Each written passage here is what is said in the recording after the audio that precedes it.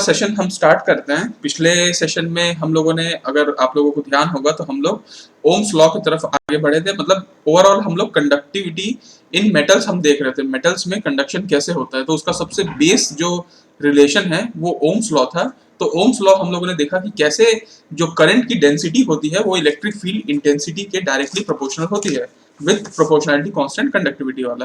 तो इसका हम लोगों ने प्रॉपर डेफिनेशन देखा था कि कैसे इलेक्ट्रॉन आपस में स्कैटर करते हैं, इलेक्ट्रिक फील्ड लगाते हैं तो कैसे उसमें अब फोर्स एक्सर्ट होता है और हो जाता है, एक्सेलरेशन बढ़ता है। और जैसे ही हम हटाते हैं उसका जो वेलोसिटी है वो घटना शुरू हो जाता है। तो ये सारी चीज हम लोगों ने देखा और उसके बाद हम लोगों ने डिराइव किया था कि कैसे हमारा J equal to sigma E आया था। तो उसका एक न्यूमेरिकल भी हम लोगों ने कल कोशिश किया था सॉल्व करने का। आज हम लोग आगे बढ़ते हैं हमारे टॉपिक में, और सेकंड टॉपिक आपका जो सिलेबस में लिखा हुआ है वो हम लोग देखते हैं। सेकंड जो आपका सिलेबस में लिखा है वो है आपको रिलैक्सेशन टाइम पता होना चाहिए, जो हम लोगों ने पिछले टॉपिक में भी देखा था रिलैक्सेशन टाइम का के बारे में। रिलैक्सेशन टाइम आपको पता होना चाहिए, कोलिजन टाइम आपको पता होना चाहिए, ठीक है, और मीन फ्री पाथ पता होना चाहिए। ये भी आपके ऑब्जेक्टिव टाइप ऑफ क्वेश्चंस में, जब कॉम्पिटिटिव एग्जाम में ये तीनों टर्म काफी आते हैं, इसलिए आप लोग इनको थोड़ा सा ध्यान से सुनिएगा, समझिएगा। तो इसको मैं स्टार मार्क कर देता हूँ, ये इंपॉर्टेंट है। देखिए, पहले तो दो तीन चीज आपको शुरुआत में पता होती है, जैसे कि आपको रिलैक्सेशन टाइम पता होता है। रिलैक्सेशन टाइम कल भी मैंने बताया था। रिलैक्सेशन टाइम क्या होता है कि जब कभी भी आपका एक इलेक्ट्रॉन, मान लीजिए बहुत सारे इलेक्ट्रॉन यहाँ पे हैं, उनसे एक इलेक्ट्रॉन टकरा गया, ठीक है, दूसरे इलेक्ट्रॉन से टकराया, और उसके बाद मतलब ये जो टकराना है उसको हम लोग कोलिजन बोलते हैं। जैसे ही एक कोलिजन हुआ उसके बाद वो धीरे से आगे मूव कर रहा है, फिर अचानक से दूसरे के साथ टकरा जाता है। तो एक कोलिजन और दूसरे कोलिजन के बीच में जो टाइम होता है, और एवरेज टाइम है ना, average time between collision is called age relaxation time. ठीक है, रिलैक्सेशन टाइम इसको कहा जाता है जो एक कोलिजन और दूसरे को, अब इलेक्ट्रॉन एक बार तो टकराएगा नहीं, एक बार टकराया फिर एक बार टकराया, ऐसा तो करेगा नहीं, दिन भर वो यही काम करता रहेगा और बहुत सारे इलेक्ट्रॉन ऐसा काम करेंगे। इसलिए इस शब्द का इस्तेमाल होता है एवरेज। और टाइम बिटवीन द कोलिजन, एक कोलिजन और दूसरे कोलिजन के बीच का जो टाइम है, एवरेज टाइम, उसको हम रिलैक्सेशन टाइम कहते हैं। इसी में सेकेंड डेफिनेशन आपको ये समझना है कि मीन फ्री पाथ क्या होता है। Mean free path, mean free path को जनरली लैम्डा से भी दर्शाया जाता है। ये mean free path basically distance है। ये जो शब्द है ये डिस्टेंस को दर्शाता है। डिस्टेंस किसके बीच में, देखिए एक कोलिजन हुआ, ठीक है, दूसरा कोलिजन हुआ, इसके बीच में जो टाइम लगा वो तो रिलैक्सेशन टाइम है। और एक कोलिजन और दूसरे कोलिजन के बीच में जो एवरेज डिस्टेंस है, ठीक है, एवरेज, यहाँ पे एवरेज डिस्टेंस आप मान लीजिए, एवरेज डिस्टेंस, ठीक है, between the collision, between the collision, इसको हम लोग क्या बोलते हैं, मीन फ्री पाथ। मतलब ये मीन का मतलब तो आप समझते होंगे एवरेज होगा, फ्री पाथ मतलब जब कोलिजन ना हो, एक कोलिजन तो हो गया, दूसरा कोलिजन होने वाला है, इसके बीच में तो वो मस्त बेफिक्र होकर घूम रहा है, तो इस पाथ को free path, mean free path कहते हैं। ये एक एवरेज डिस्टेंस होता है बिटवीन द टू कोलिजन, ठीक है। कोलिजन होता क्यों है, आपको पता है कि जब आप टेम्परेचर देते हैं या फिर आपका कोई जैसे आप टेम्परेचर बढ़ा देते हैं तो इलेक्ट्रॉन में वाइब्रेशन आना शुरू होता है ना, तो वो एक दूसरे से टकराना शुरू करते हैं। आप कभी इसका जैसे ये देखेंगे, यहाँ पे एटम्स का जब अरेंजमेंट होता है तो आप देखेंगे कि कई प्रकार के स्ट्रक्चरल इम्परफेक्शन आ जाते हैं। कहीं खाली जगह होता है, कहीं पे कोई वॉइड, कोई दूसरा बाहर का मटेरियल हमारे इंटरनल आ जाता है, कोई इधर से इधर होता है। मैंने आपको ये सारे डिफेक्ट मेरे ख्याल से फर्स्ट बेसिक्स में पढ़ाए थे कि शॉटकी डिफेक्ट क्या होता है, फ्रैंकल डिफेक्ट क्या होता है।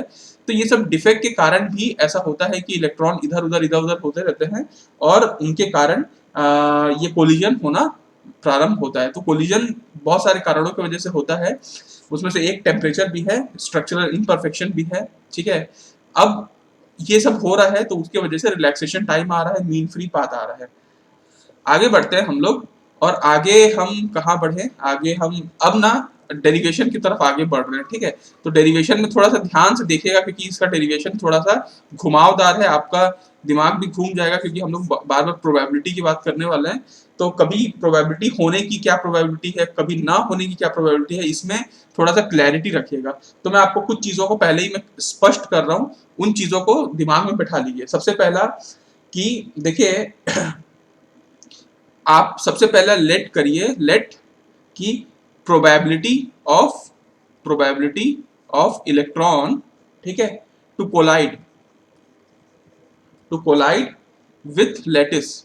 आप इस चीज को समझिए कि जो इलेक्ट्रॉन है उसकी लैटिस के साथ टकराने की प्रोबेबिलिटी, कोलाइड होने की प्रोबेबिलिटी फॉर शॉर्ट इंटरवल, एक छोटे से इंटरवल के समय में, मतलब आप ये मान के चलिए dt टाइम के लिए वो टकरा रहा है, इसकी प्रोबेबिलिटी होगी dt बाय टाउ नॉट। आप इस चीज को समझिए थोड़ा सा। इलेक्ट्रॉन जो है, ये इलेक्ट्रॉन, ठीक है, ये किसी लैटिस के साथ टकराएगा या किसी इलेक्ट्रॉन के साथ टकराएगा, इसकी जो कोलाइड होने की और कितने समय के लिए टकराएगा, एक dt टाइम के लिए बस टकराने वाला है, ठीक है, एक dt टाइम के लिए, वो एक शॉर्ट इंटरवल टाइम के लिए इलेक्ट्रॉन किसी दूसरे इंसान के साथ टकराएगा। उसकी जो प्रोबेबिलिटी है, उसकी जो होने की प्रोबेबिलिटी है, वो dt बाय टाउ नॉट है। ये लाइन समझ में आया आप लोगों को? तो इलेक्ट्रॉन की कोलाइड होने की चांस फॉर एक छोटे इंटरवल के लिए वो dt बाय टाउ नॉट है। अच्छी बात है। अब सेकंड आपको ये याद रखिएगा, सेकंड लेट है ना, लेट आपका प्रोबेबिलिटी ऑफ इलेक्ट्रॉन, ठीक है, प्रोबेबिलिटी ऑफ इलेक्ट्रॉन, इसको आप लिख लिए without collision, probability of electron without collision, ठीक है। मतलब ये मैं कहना चाह रहा हूं कि इलेक्ट्रॉन घूमता रहेगा, इलेक्ट्रॉन मूव्स विदाउट कोलिजन। उसकी प्रोबेबिलिटी कितनी है, तो उसकी प्रोबेबिलिटी लेट हम उसको बोल रहे हैं आर ऑफ टी। ये दूसरा लाइन भी मेरे ख्याल से आप लोगों को क्लियर हो रहा होगा। पहला लाइन तो कुछ है ही नहीं, इलेक्ट्रॉन किसी के साथ टकरा रहा है शॉर्ट इंटरवल के लिए dt टाइम के लिए, उसकी प्रोबेबिलिटी हम लोग अभी dt बाय टाउ नॉट मान रहे हैं। दूसरा प्रोबेबिलिटी अभी ये मान रहे हैं कि इलेक्ट्रॉन कोलिजन नहीं हुआ, इलेक्ट्रॉन मस्त बेफिक्र होकर घूम रहा है, इसकी प्रोबेबिलिटी अभी RT है। ओके, तो अभी आपने सेकंड चीज देखा कि हम मान रहे हैं कि इलेक्ट्रॉन मस्त मौला होके घूम रहा है, probability of electron moves for for time T time तक मस्त मौला होके घूम रहा है कोलिजन बिना हुए, इसकी प्रोबेबिलिटी RT थी। अच्छी बात है। अब तीसरा इक्वेशन अपन ले लेते हैं। अगर ऐसा है तो अपन ऐसा भी तो बोल सकते हैं ना कि प्रोबेबिलिटी ऑफ इलेक्ट्रॉन जो कि मूव कर रहा है, moves for time t plus dt without collision, without collision, इसकी प्रोबेबिलिटी कितनी होगी are T plus D T. Simple सा बात। देखिए, इलेक्ट्रॉन टी टाइम के लिए बिना टकराए हुए मूव कर रहा है, उसकी प्रोबेबिलिटी आर टी है। तो electron T plus D T कुछ और समय के लिए भी मूव कर रहा है, मतलब टी टाइम के लिए मूव कर रहा था, वो तो आर टी अपन देख ही लिए थे कि मान लीजिए 10 सेकंड, टी 10 सेकंड है, तो 10 सेकंड तक इलेक्ट्रॉन किसी से नहीं टकराया, उसकी प्रोबेबिलिटी क्या है आर ऑफ टी या आर ऑफ 10 जो आप बोलो। अब मैं बोल रहा हूं कि 10 से और पता चला कि और 5 सेकंड और, मतलब 10 प्लस 5 15, तो टोटल इलेक्ट्रॉन 15 सेकंड तक भी कोलिजन नहीं हुआ, इसकी प्रोबेबिलिटी क्या होगी, उसी में आप आर टी प्लस और बढ़ा दो तो R T plus D T हो जाएगा। तीसरी इसमें एक और देखते हैं। अगर ऐसा है, अगर टी टाइम तक इलेक्ट्रॉन नहीं टकरा रहा है, उसका प्रोबेबिलिटी आर टी है, T plus D T time तक इलेक्ट्रॉन नहीं टकरा रहा है, उसका probability are T plus D T है। तो आप ये भी बोल सकते हैं कि प्रोबेबिलिटी ऑफ इलेक्ट्रॉन जो मूव कर रहा है for time only D T without collision, without collision, इसका क्या होगा आर ऑफ डी टी। ये समझ में आया? अब आगे हम लोग और देखते हैं इसी में और आगे बढ़ते हैं। चौथी स्टेटमेंट ये है कि अब ये बताना मेरे को सिंपल सा बात कि प्रोबेबिलिटी ऑफ इलेक्ट्रॉन कि वो कोलाइड करेगा, probability of electron for collision, ठीक है, बिफोर आपका टी प्लस डी टी, मतलब T plus D T time होने से पहले ही वो कोलाइड कर गया, उसकी प्रोबेबिलिटी क्या होगी, कोई बता सकता है क्या? देखो मैं ये बोल रहा था कि electron T plus D T time तक मूव किया बिना टकराए, उसकी प्रोबेबिलिटी ये हो गई। और अब मैं बोल रहा हूँ कि electron T plus D T के पहले ही टकरा गया, इसकी प्रोबेबिलिटी क्या होगी? तो ऑब्वियसली बात ये है कि आप one minus R of T plus D T कर सकते हैं। भैया इस यहां तक इस टाइम तक वो नहीं टकराया था, लेकिन मैं बोल रहा हूँ कि टकरा गया, तो टकरा गया मतलब जस्ट इसका उल्टा हुआ ना। तो ये अपन हम लिख सकते हैं क्या ऐसा? तो हाँ, एक स्टेटमेंट और आप लोग खुद मेरे को बताना कि probability of collision before time T क्या होगा? Sir 1 minus R T. क्या बात है, very good. 1 minus R of T, क्योंकि आर ऑफ टी ये कहता है कि टी टाइम तक वो कोलाइड नहीं कर रहा है, और ये बोल रहा है कि कोलिजन हो जाएगा टी टाइम के पहले ही, तो 1 माइनस आर ऑफ टी हो जाएगा।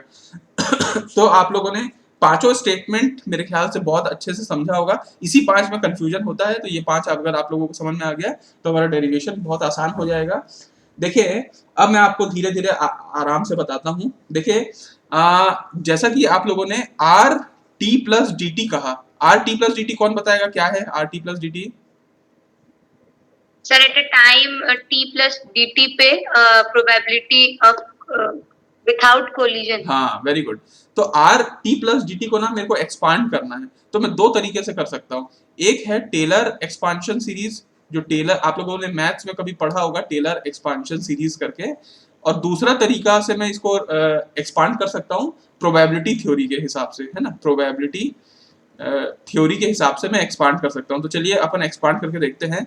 Are T plus D T को टेलर सीरीज एक्सपांशन में इसको सॉल्व करते हैं, तो ऐसा निकलता है आर टी प्लस इसको आप कर दो D R by D T into D T. ऐसे तरीके से इसको अपन अलग कर सकते हैं, और यही इक्वेशन को आप प्रोबेबिलिटी थ्योरी में अलग करना चाहे तो आप क्या कर सकते हैं? आपको पता है ना कि probability of A plus B क्या होता है, आप लोगों को मेरे ख्याल से पता होगा, P A into P B हो जाता है ना। तो R of T into R of D T. ये क्लियर है क्या?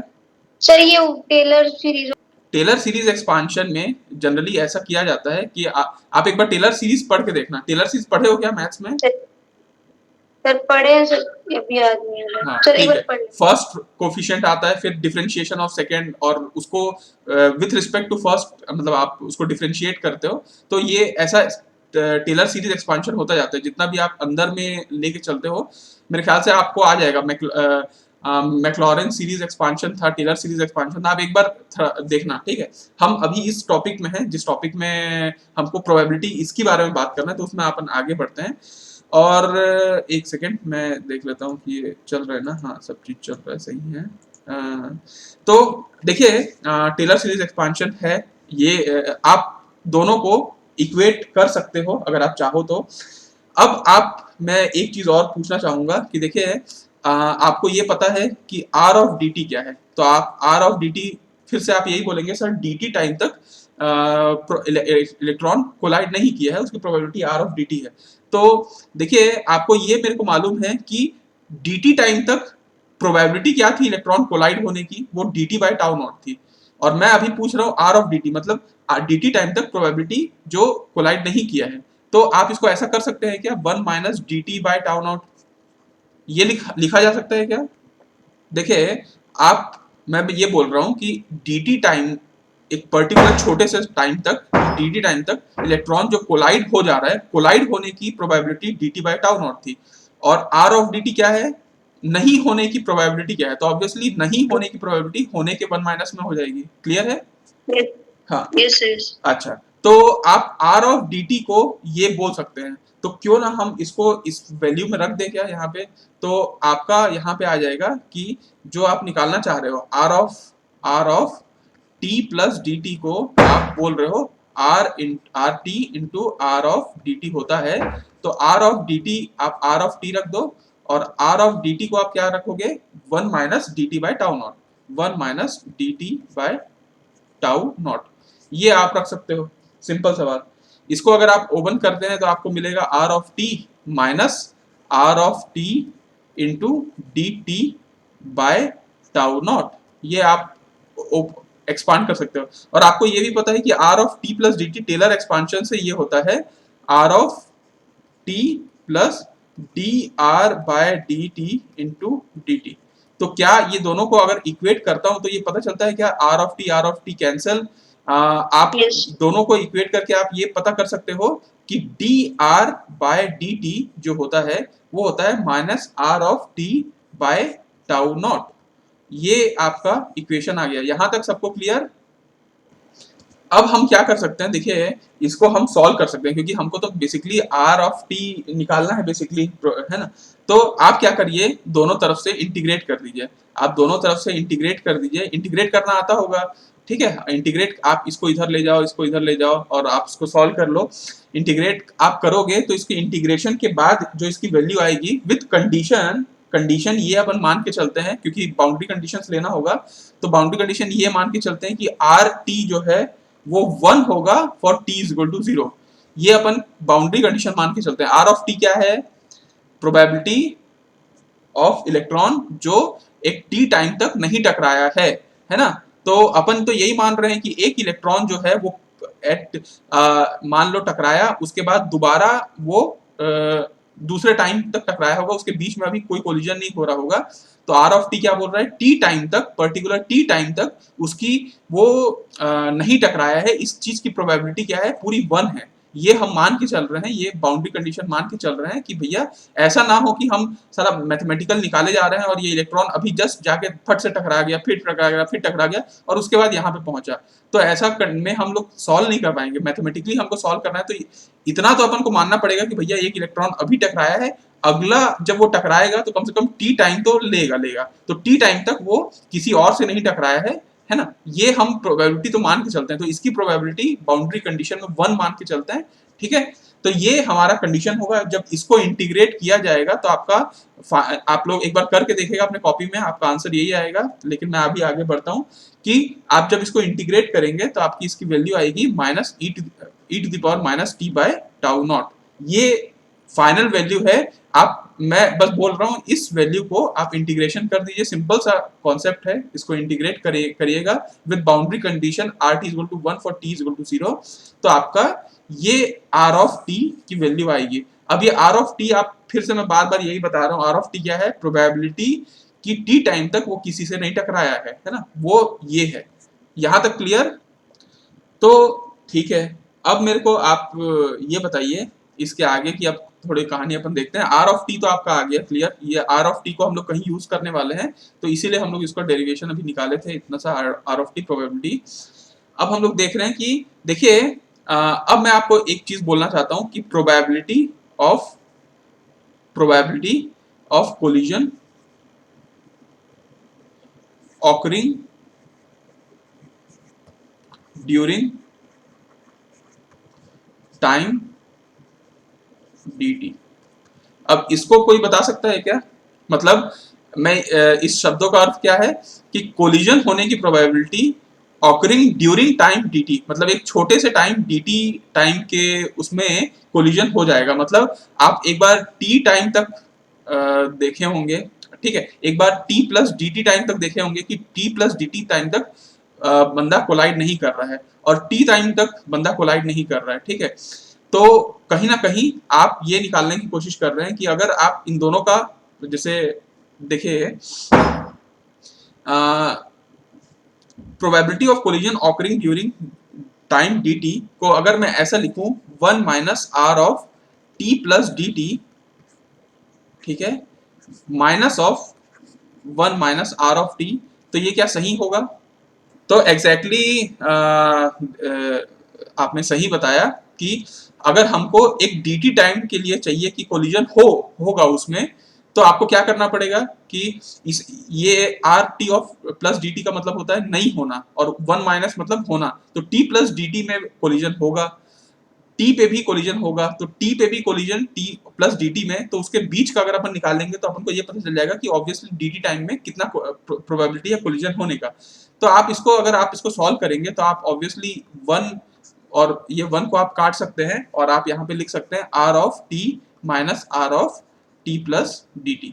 ये आप इसको ऐसे लिख सकते हैं, और इसको आप फिर से आगे सॉल्व कर सकते हैं। आर ऑफ टी तो है ही, R of T plus D T पे तो आप एक्सपांड कर ही सकते हैं, R of T plus D R by D T into D T, ये आप लिखा जा सकता है। और जब अगर आप इस चीज को लिख लेते हैं तो फिर आप तो आर ऑफ टी और आर ऑफ टी को भी कैंसिल आउट कर सकते हैं, और फाइनल आपका आंसर आ जाता है D R by D T into D T. ये आपका फाइनल आंसर है कि प्रोबेबिलिटी किस चीज की है, ये प्रोबेबिलिटी है कोलिजन की जो dt टाइम के लिए हो रहा है ना।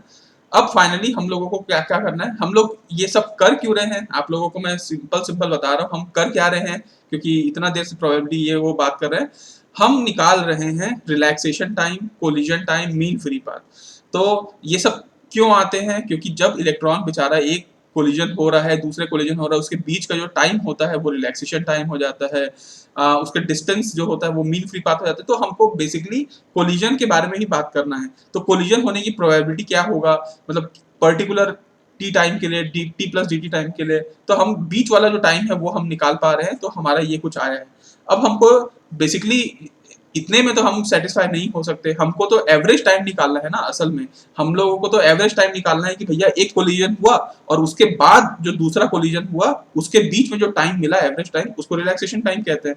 तो हम असल में निकालना चाह रहे हैं एवरेज टाइम, है ना, एवरेज टाइम जो बिटवीन कोलिजन, जो कोलिजन के बीच में हो रहा है, एक कोलिजन दूसरे कोलिजन के बीच में हो रहा है, जो dt टाइम के लिए हो रहा है जो भी, वो आपका एवरेज टाइम बिटवीन कोलिजन हम निकालना चाह रहे हैं। तो आप एवरेज के लिए ऐसा रिप्रेजेंट करते हैं t, है ना। और इसको आप इसका एक फॉर्मूला है एवरेज टाइम को निकालने का, आप इसको इंटीग्रेट कर सकते हैं। जो भी आपका यहाँ पे प्रोबेबिलिटी आया है पर्टिकुलर, उसको आप t के साथ मल्टीप्लाई करके आप उसको सॉल्व कर सकते हैं, D R by D T into D T.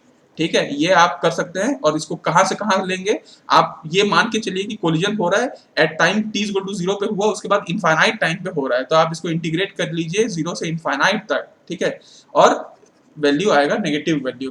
तो ये है एवरेज, क्योंकि बेसिकली ये D R by D T negative था, तो आप यहाँ नेगेटिव यहाँ पे लगा दीजिए। तो अल्टीमेटली आपका एवरेज टाइम बिटवीन कोलिजन इस फॉर्मूले से निकलेगा।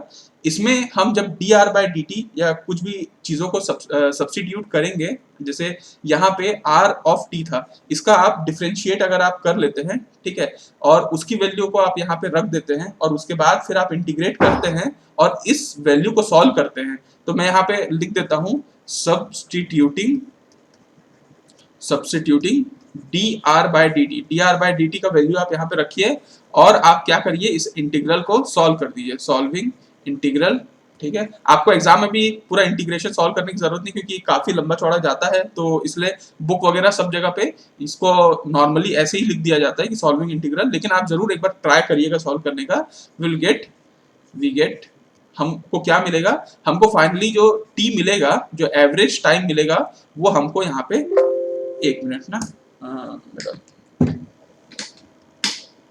बैटरी खत्म होने वाले हैं। हाँ, जो हमको एवरेज टाइम मिलेगा वो एवरेज टाइम मिलेगा टाउ नॉट का। ये जो हमारा यहाँ पे आ रहा था, देखिए यहाँ पे e to the power minus T by tau naught है। ये टाउ नॉट की जब आप इसको सॉल्व करेंगे इंटीग्रेशन को, तो आपको यही वैल्यू मिलेगा, average time is equal to tau not.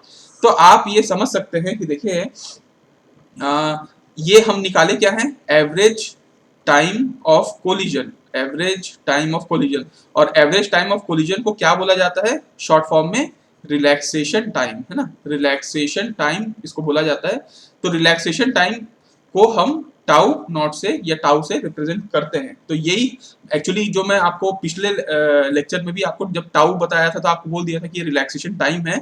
Actually relaxation time जो एवरेज टाइम ऑफ कोलिजन होता है, वो इस तरीके से निकलता है, इस तरीके से आता है, और फाइनली अपन बोल पाते हैं कि टाउ नॉट को हम रिलैक्सेशन टाइम बोलते हैं। लेकिन देखिए ये जनरली हम किस टाइप के मटेरियल के लिए बात कर रहे हैं। कल मैं ओम्स लॉ को भी आपको जब पढ़ाया था तो आपको यही बोला था, और आज मैं रिलैक्सेशन टाइम भी आपको पढ़ा रहा हूँ तो यही बोल रहा हूँ कि ये सब चीज आइसोट्रोपिक मटेरियल के लिए ही वो है, जिसमें बहुत सारे ग्रेन्स होते हैं, और मतलब किसी भी दिशा ये डिपेंडेंट नहीं होता, डायरेक्शन इंडिपेंडेंट होता है। तो आपका रिलैक्सेशन टाइम भी आइसोट्रोपिक मटेरियल के लिए हम लोग निकाल रहे हैं। तो आपका एवरेज टाइम या मीन टाइम ऑफ कोलिजन तो आ गया, अच्छी बात है ना। अब अगर आपको मीन फ्री पाथ निकालना है ना, mean free path, mean free path का मतलब तो आपको मैंने समझा ही दिया कि एवरेज डिस्टेंस, ठीक है, एवरेज डिस्टेंस जब वो एक कोलिजन और दूसरे कोलिजन के बीच में जो डिस्टेंस है उसको मीन फ्री पाथ बोलेंगे।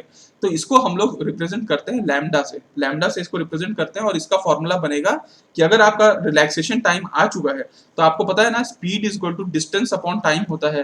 तो अगर आपको डिस्टेंस निकालना है तो क्या करना पड़ेगा, स्पीड इंटू टाइम करना पड़ेगा। टाइम आपका एवरेज टाइम तो आ ही चुका है, टाइम आपका आ चुका है, स्पीड आपको निकालना है। स्पीड जो होगा वो आपका नॉर्मल नहीं होगा, वो भी उसको भी एवरेज लेना पड़ेगा, क्योंकि यहाँ पे हम लोग हर चीज मीन की बात कर रहे हैं, एवरेज। तो एवरेज जो वेलोसिटी होगी उसको हम लोग रिप्रेजेंट करते हैं, मान लीजिए ऐसे वेलोसिटी से रिप्रेजेंट करते हैं, ये है एवरेज इलेक्ट्रॉन की वेलोसिटी, है ना, एवरेज इलेक्ट्रॉन वेलोसिटी को अपन इससे रिप्रेजेंट करते हैं। और जो टाइम है टाउ को हम टाउ नॉट से रिप्रेजेंट करेंगे। तो आपका जो मीन फ्री पाथ का फॉर्मूला है वो ये है। इसके बेसिस पे कई न्यूमेरिकल पूछे जाते हैं एग्जाम में। तो आपको जब मीन फ्री पाथ कोई पूछता है तो आपको एवरेज इलेक्ट्रॉन की वेलोसिटी इनटू आपको एवरेज जो टाइम है बिटवीन कोलिजन आपको मल्टीप्लाई कर देना है, आपको मीन फ्री पाथ आ जाएगा। और average time of collision generally आपका टाउ नॉट से रिप्रेजेंट किया जाता है। तो ये आपका बेसिकली ये सारा कुछ है जो हम लोग देख रहे थे, क्योंकि ये सारा जो हम कंप्लीट कर रहे हैं वो ये था।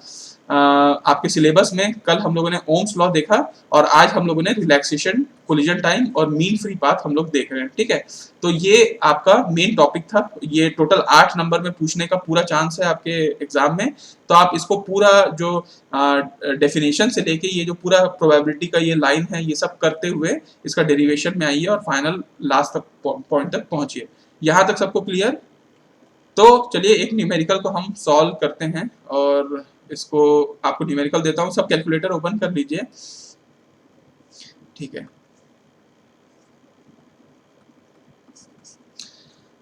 देखिए न्यूमेरिकल में ये बोलता है कि एक कंडक्शन वायर है, ठीक है, एक कंडक्शन वायर है। अब कंडक्शन वायर से आपको समझ में आ जाना है कि वायर की कंडक्टिविटी तो होगी ही, अच्छी होगी, है ना। इसमें कंडक्शन वायर का जो रेजिस्टिविटी है वो दे रखा है क्वेश्चन पे, उसमें वो है 1.54 इंटू 10⁻⁻8 ओम मीटर। ये इस कंडक्शन वायर की रेजिस्टिविटी है, ठीक है। और ये रूम टेम्परेचर पे है, ठीक है, एट रूम टेम्परेचर, आपको टेम्परेचर की ज्यादा दिक्कत नहीं है, रूम टेम्परेचर पे है। अब आप आगे आते हैं, इसमें ना फर्मी एनर्जी दे रखा है। फर्मी एनर्जी के बारे में तो आप सुने ही होंगे कभी ना कभी। तो वो है 5.5 इलेक्ट्रॉन वोल्ट, फर्मी एनर्जी दे रखा है। इसमें जो n की वैल्यू है, कितने इलेक्ट्रॉन होंगे, वो आपको दे रखा है कि 5.8 इंटू 10⁻28 इलेक्ट्रॉन्स हैं पर मीटर क्यूब इस पूरे वायर के अंदर, ठीक है। अब आपको कैलकुलेट करना है, कैलकुलेट करिए, ठीक है, कैलकुलेट करिए। आप सबसे पहला आप मोबिलिटी और एंड रिलैक्सेशन टाइम, ठीक है, रिलैक्सेशन टाइम आपको कैलकुलेट करना है, पहली बात। दूसरी बात आपको क्या कैलकुलेट करना है, आपको एवरेज ड्रिफ्ट वेलोसिटी कैलकुलेट करना है इलेक्ट्रॉन का, जब आपका इलेक्ट्रिक फील्ड इंटेंसिटी दे रखा है 1 वोल्ट पर सेंटीमीटर।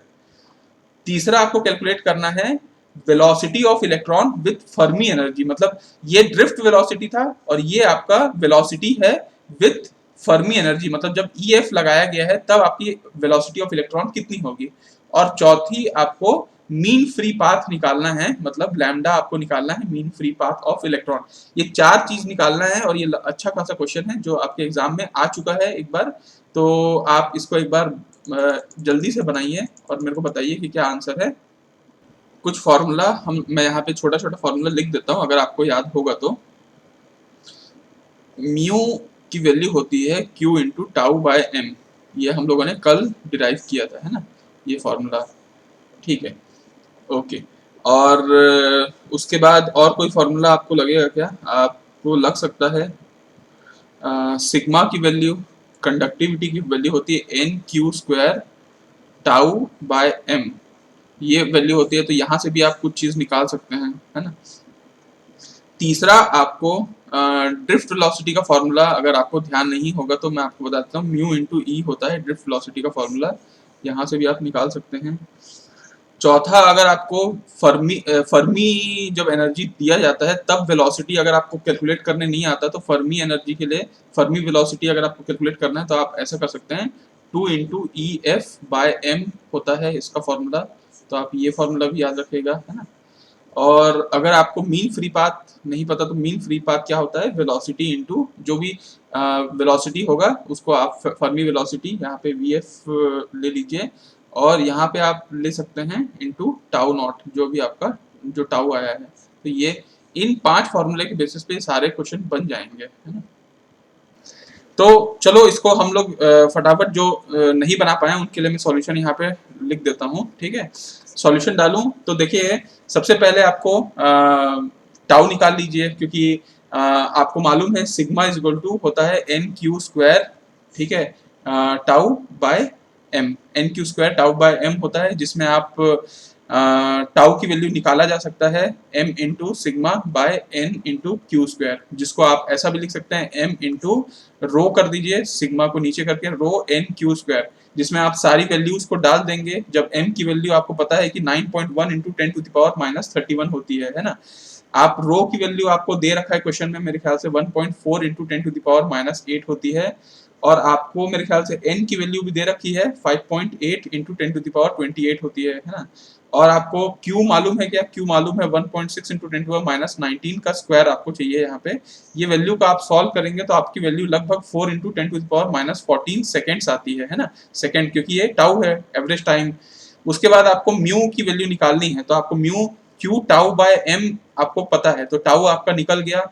Q आपको पता है 1.6 इंटू 10 पावर माइनस 19 इंटू आपको टाउ 4 इंटू 10 पावर माइनस 14 होता है, और m आपको पता है 9.1 इंटू 10 पावर माइनस 31 होता है। इसको आप सॉल्व करेंगे तो आपकी वैल्यू 7.04 या 6.99 जो भी आप बोलें इंटू 10 पावर माइनस 3 होता है, और म्यू मोबिलिटी की वैल्यू होती है आपकी मीटर स्क्वायर पर वोल्ट इंटू सेकेंड, ये होती है ना। ये आपका जब सॉल्व हो जाता है फर्स्ट क्वेश्चन, तो सेकंड आपको इलेक्ट्रिक फील्ड इंटेंसिटी आपको दे रखा है 1 वोल्ट पर सेंटीमीटर।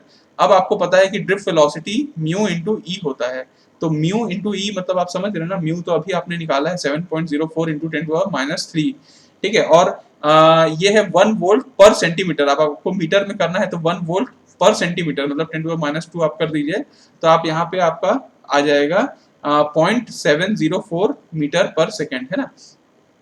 इसके बाद हम थर्ड वैल्यू निकालते हैं। थर्ड वैल्यू आपको पता है कि फर्मी वेलोसिटी होती है 2 फर्मी एनर्जी बाय m, है ना, ये होती है। तो आप इसको आप सॉल्व कर सकते हैं। 2 इंटू फर्मी एनर्जी कितना दे रखा है 5.5 EF दे रखा है क्वेश्चन में, 5.5 इलेक्ट्रॉन वोल्ट, तो आप यहाँ पे लिख सकते हैं 5.5, और एक इलेक्ट्रॉन वोल्ट कितना होता है आपको पता होना चाहिए 1.6 इंटू 10 पावर माइनस 19 ही होता है कुलम, है ना। तो आप इसको लिख सकते हैं 1.6 इंटू 10 पावर माइनस 19, है ना। और आप इसको क्या कर सकते हैं, m की वैल्यू होती है 9.1 into 10 to the power minus 31। इससे आप इसको जब सॉल्व करेंगे तो इसकी वैल्यू आ जाएगी 1.39 into 10 to the power 6 metre per second, ये वैल्यू आपकी फर्मी वेलोसिटी आ जाएगी।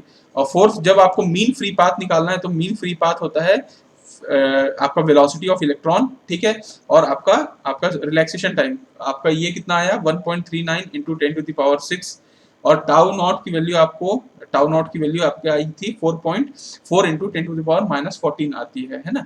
और ये वैल्यू जब सॉल्व करते हैं तो आपको पता चलती है कि 5.56 into 10 to the power minus 8 metre होती है ना। तो ये ओवरऑल देखिए, ये क्वेश्चन आया हुआ एग्जाम में है, और ऐसे क्वेश्चन आते ही आते हैं, और ये गेट वाले क्वेश्चन में भी आता है, क्योंकि गेट में भी आपको ये ईडीसी के एरिया में ही कंप्लीट ये चीजें आ जाती हैं। तो ऑब्वियसली ऐसे क्वेश्चन जब आएंगे तो आप एबल हो सॉल्व करने के। और ये वाला फॉर्मूला जनरली अपन ईडीसी वगैरह में नहीं पढ़ते हैं, क्योंकि ये थोड़ा सा एडवांस लेवल पे आ जाता है, लेकिन अब आपको समझ में आता होगा कि कंडक्टिविटी हम इस फॉर्मूले से भी निकाल सकते हैं ना। तो ऐसे क्वेश्चंस अगर आपको हैं तो उम्मीद करता हूँ कि आपको ये बन जाएंगे। तो आज का लेक्चर हम लोग यहाँ पे क्लोज करते हैं।